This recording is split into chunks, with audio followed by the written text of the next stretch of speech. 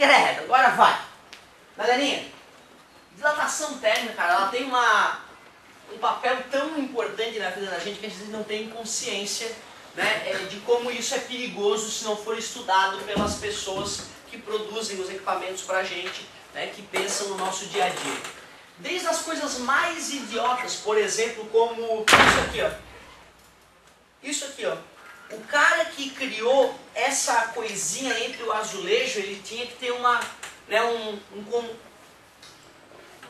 noção, muito obrigado, de dilatação térmica muito profunda, só para que o azulejo pudesse ficar adequadamente na parede. Olha que loucura, né, cara?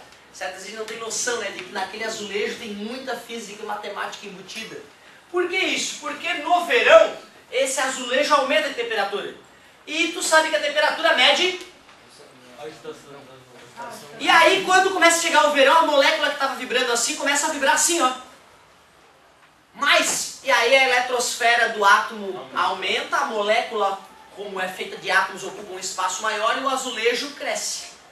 Então, se um azulejo estivesse colado no outro, na hora que o verão chegasse, eles iam empurrar um para um lado do outro, iam se descolar da parede, ia começar a cair, como já deve ter acontecido na tua cozinha ou no teu banheiro, em algum lugar, né? Certo? Geralmente não é a argamassa ruim que fez o azulejo descolar. É o pedreiro que não obedece o espaçamento entre os azulejos. O fabricante botou na caixa, usar rejunte de 3 milímetros, usar rejunte de 5 milímetros. O fabricante, o engenheiro, estudou e calculou aquilo. O pedreiro às vezes olha, vai ficar feio, muito largo, vou botar mais juntinho. E aí dá um verão mais rigoroso e descola tudo da parede. Só porque o cabeça de bagre não estudou essa parte. Aqui no verão muitos prédios tem a troca de azulejos quando é exterior. Muitos, tipo, vão reformar e muitas vezes começam a cair, começam a reformar tudo. Exatamente, isso gera bastante problema.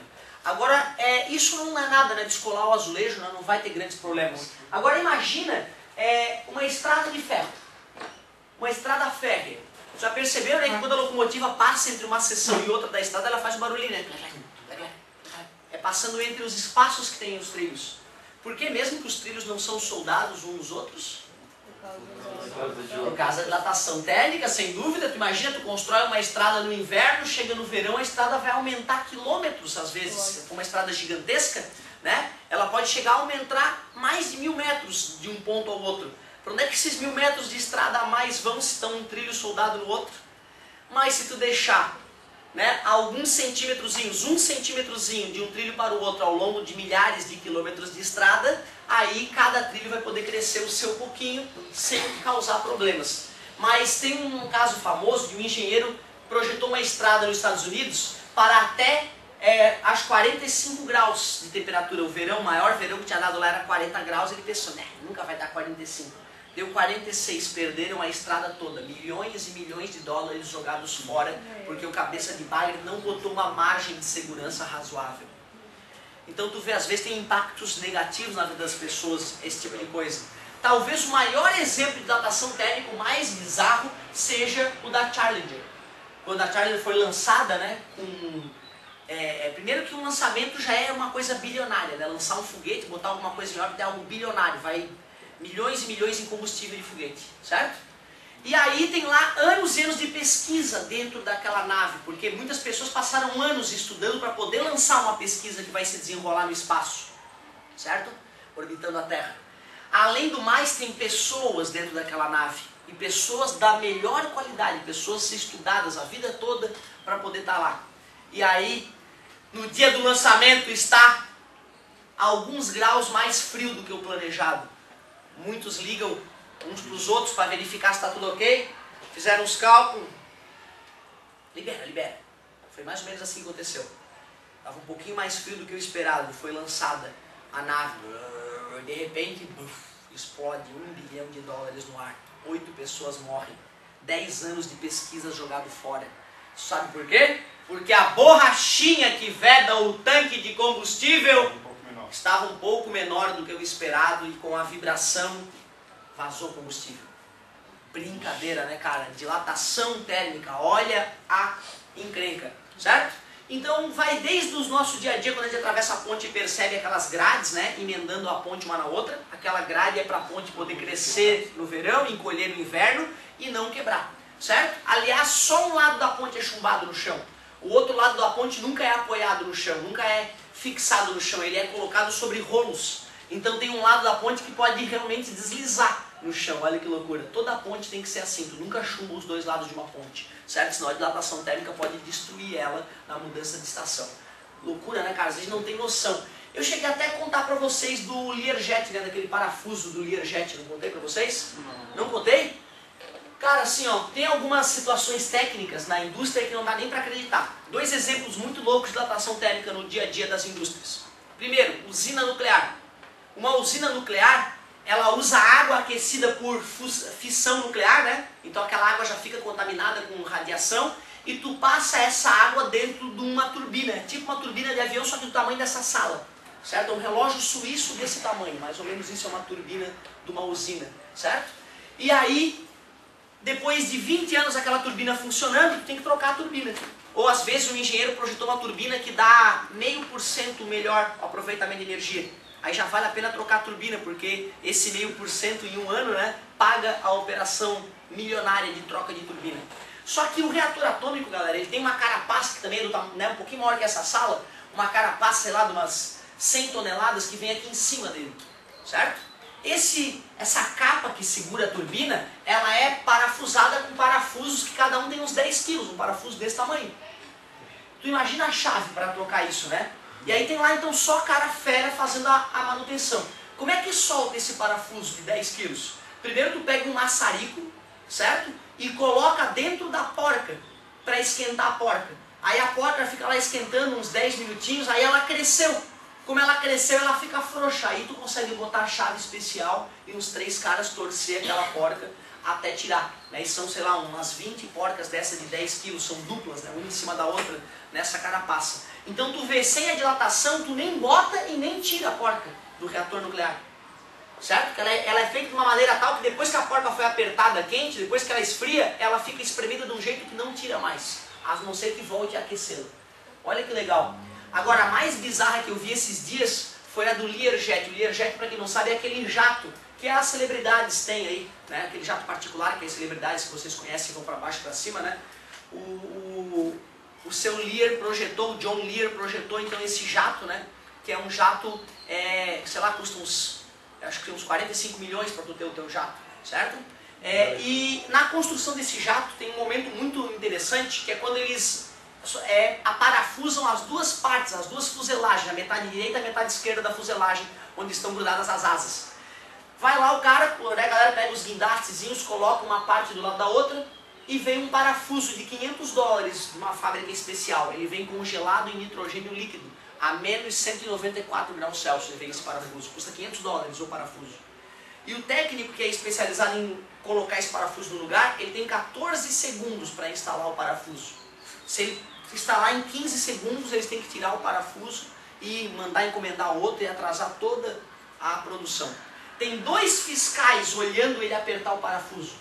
2 caras ali com o cronômetro olhando. E um cara apertando o parafuso. Já! E aí? 7 segundos, fechou, liberado. Se os 2 fiscais não derem ok, o cara tem que refazer a operação. Olha que loucura, cara. Com o avião voar, um cara teve que inventar um parafuso que jamais vai soltar em voo, apertado uma vez na vida, ele vai morrer ali, aquele parafuso, feito de tal forma que ele é congelado para poder caber no buraquinho dele, e depois de apertado ele se esquenta, e ao esquentar dilata e trava de uma maneira que não solta. Que legal, né, cara? Olha só o que é, né, onde chegamos, a que ponto chegou a engenharia, certo? É muito bonito ver isso acontecer. Bom, vou te mostrar a matemática envolvida por trás desses fenômenos, tu não vai acreditar, cara. É uma matemática extremamente simples, extremamente simples. Dá uma olhada. Quando aqui na física nós vamos calcular dilatação, nós estamos interessados em 3 tipos de dilatação. Ou nós fazemos um cálculo de dilatação linear, ou é uma dilatação superficial, ou é uma dilatação volumétrica.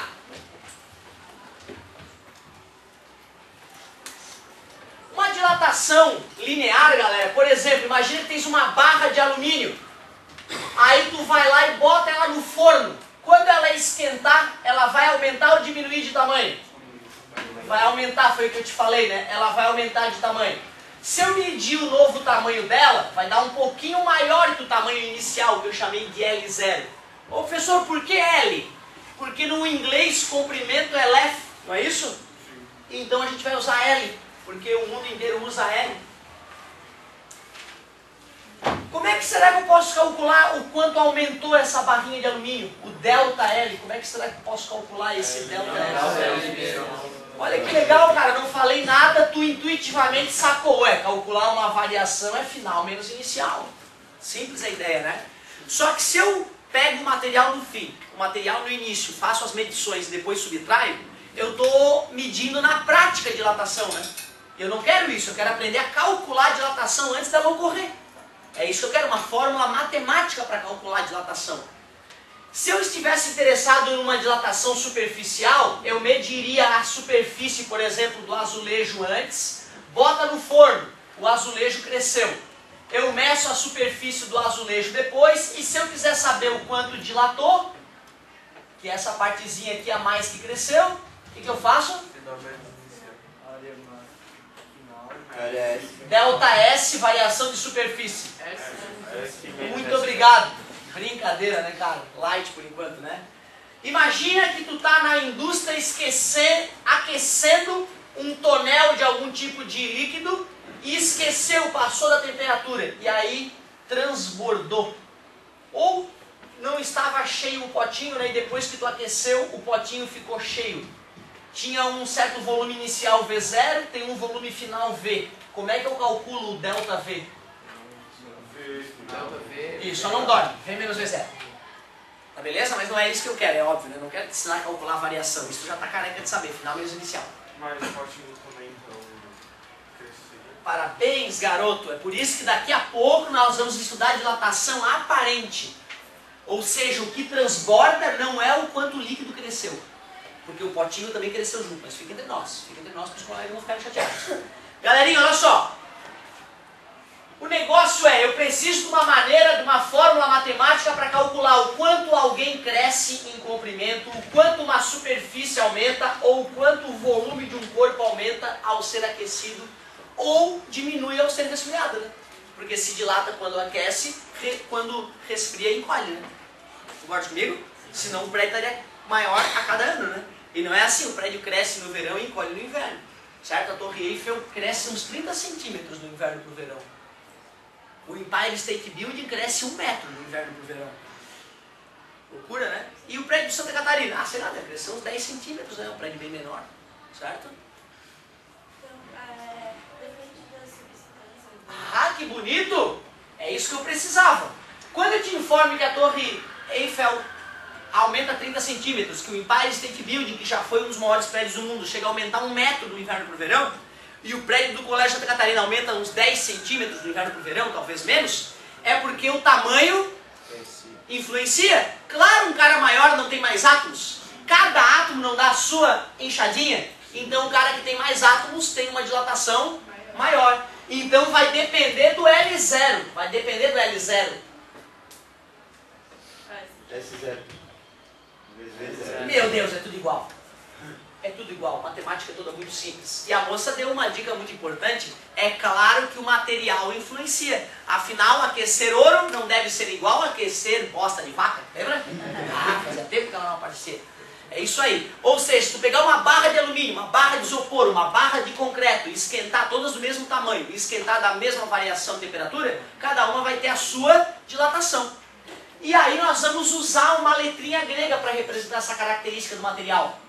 O alfa é o famoso coeficiente de dilatação linear. Depois do alfa, quem vem? O beta. Depois o gama. Então o alfabeto grego determina o alfa, o beta e o gama, as 3 letras que a gente usa para determinar os coeficientes de dilatação. Vou repetir.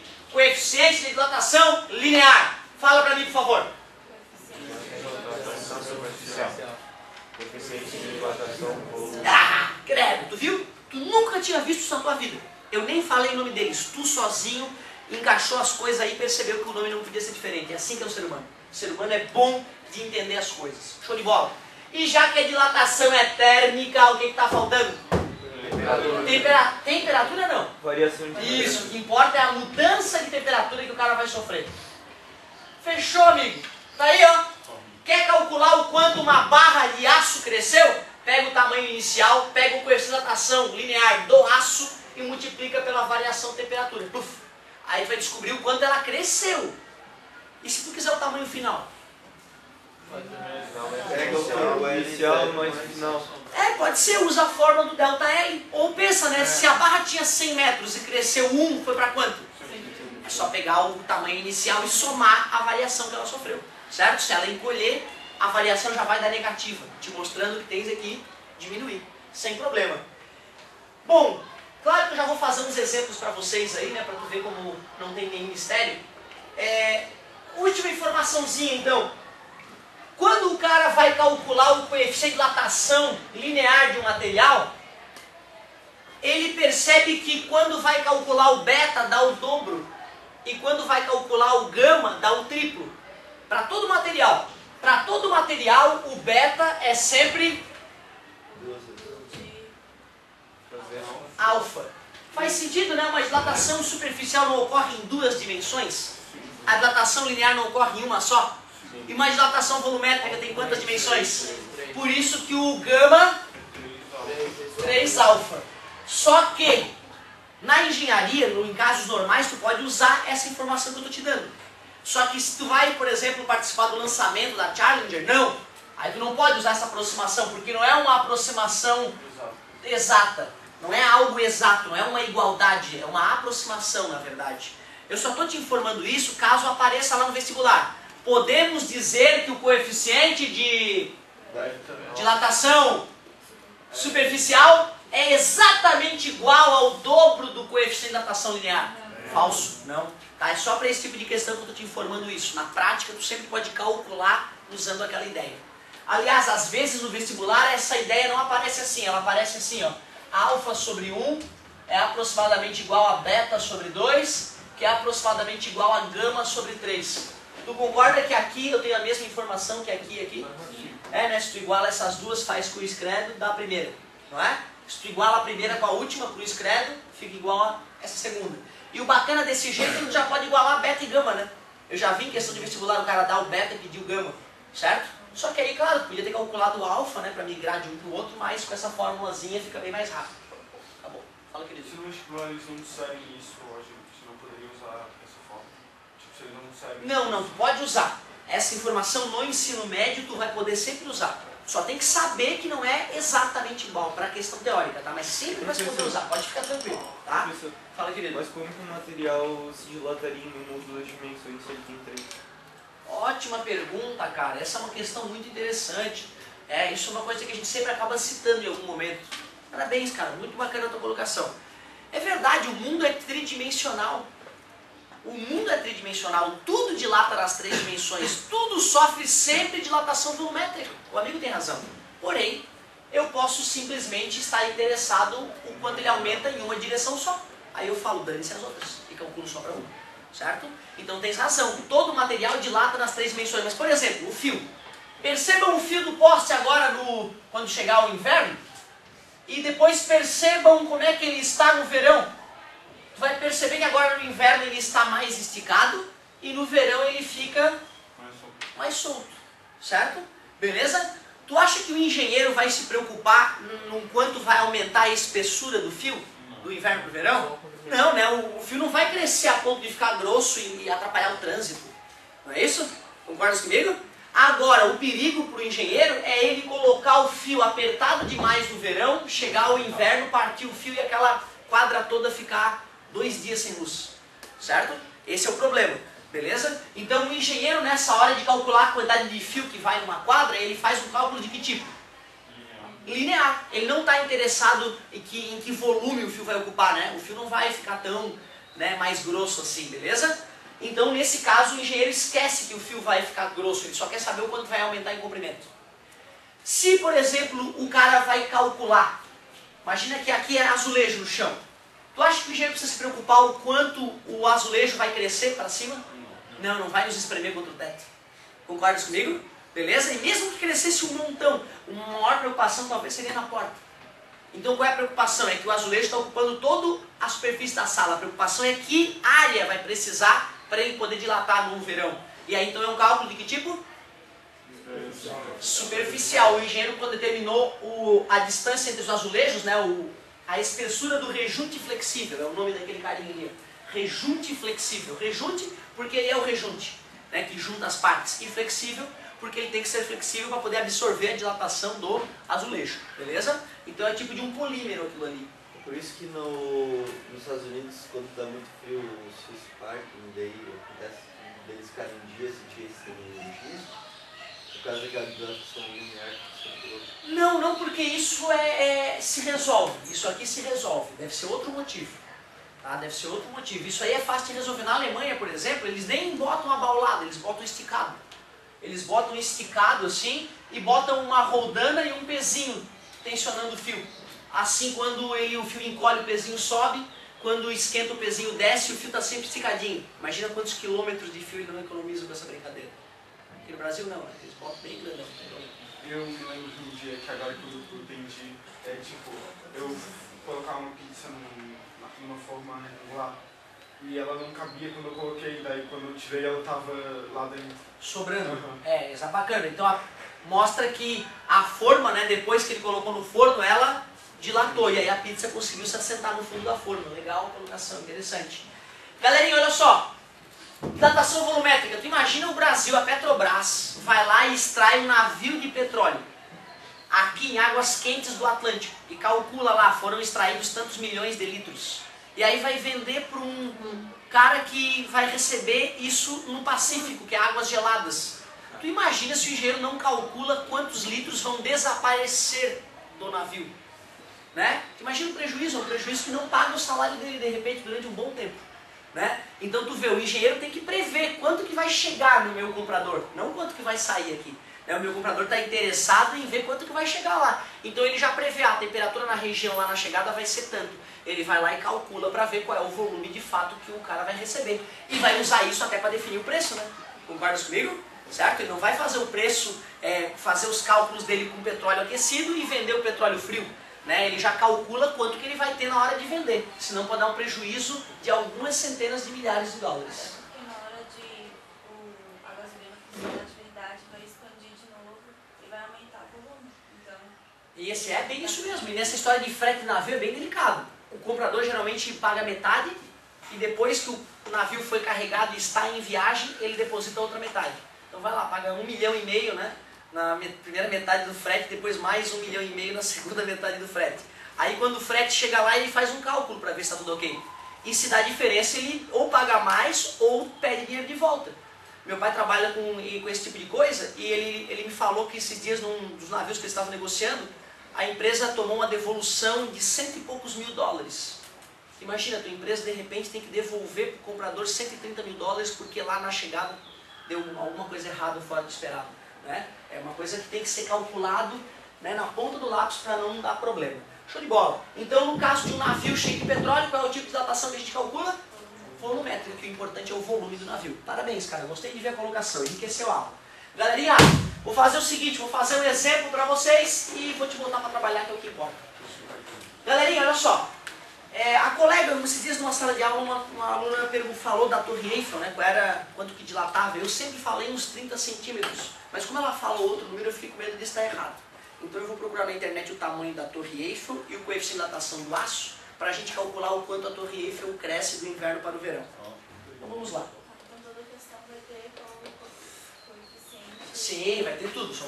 Eu só vou mostrar uma utilização do teu celular, além de jogos. Coeficiente de dilatação, aço. Fala, querido. Claro, cara.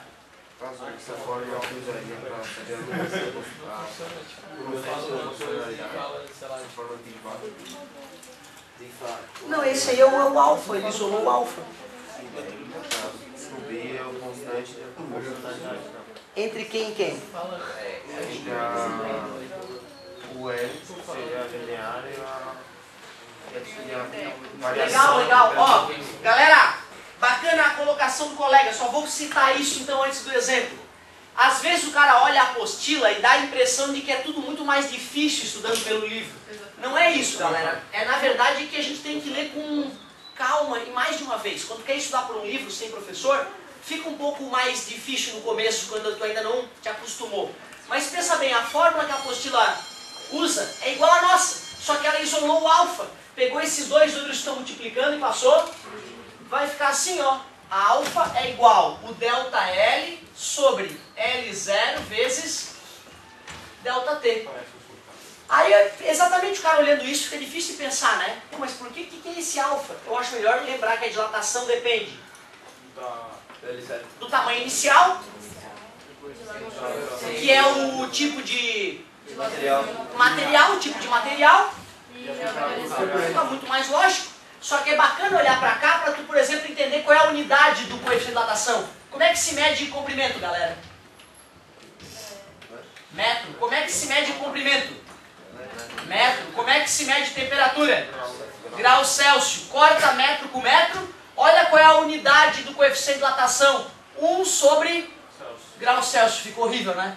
Então vamos botar o grau Celsius para cima e colocar o expoente menos 1 nele. Essa é a unidade dos coeficientes de dilatação.